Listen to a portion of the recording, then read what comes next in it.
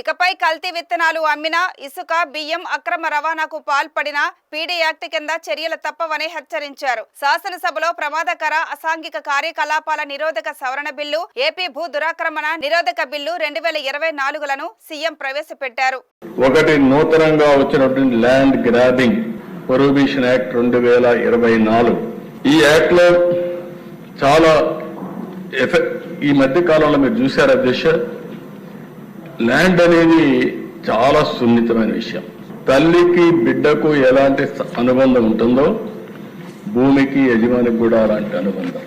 2 సెంట్ల భూమి కోసం ఎన్నో పోరాటాలు చేసి జీవితాంతం కూడా పోరాట సందర్భాలు చూశాం. అలాంటి భూమి విషయంలో ఇష్టానుసారంగా చేసే పరిస్థితికి వచ్చారు. ప్రజల ఆస్తులకు రక్షణ లేకుండా ల్యాండ్ మాఫియాకి చేయూతిచ్చే విధంగా ల్యాండ్ టైటిలింగ్ యాక్ట్ పేరుతో వీళ్ళు ఇష్టానుసారంగా ఆటలాడే పరిస్థితికి వచ్చారు.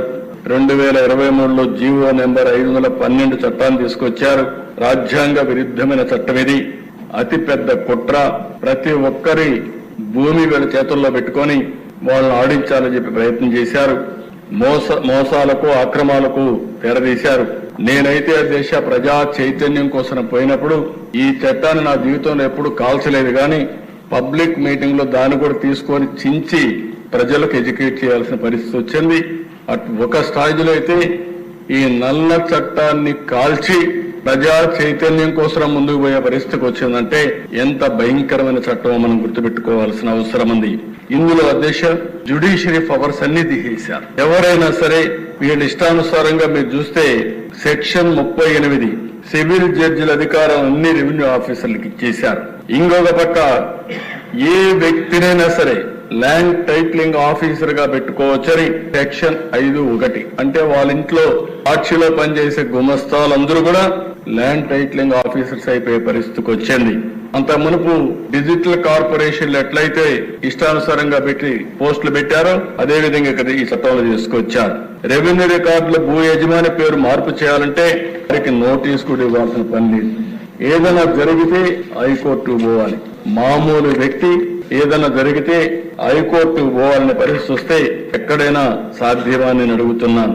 ఇంకో పక్కన దేశ సెక్షన్ 5 టైటిల్ రిజిస్ట్రేషన్ ఆఫీసర్ నియామకం గురించి ఏ వ్యక్తినైనా వ్యక్తులైనా టీఆర్ఓగా నియమించుకోవచ్చని చెప్పే పరిస్థితికి వచ్చారు. సెక్షన్ 11 ప్రకారం టైటిల్ రిజిస్టర్ లో పేరు చేర్చే వ్యవహారంపై తలెత్తే వివాదంపై LTPO ఇచ్చిన ఉత్తర్వులపై హైకోర్టు మాత్రం ఎంక్వైరీ చేస్తని పెట్టే పరిస్థితికి వచ్చారు. ఇవన్నీ చూసిన తర్వాత ఆ రోజు హామీ ఇచ్చాం.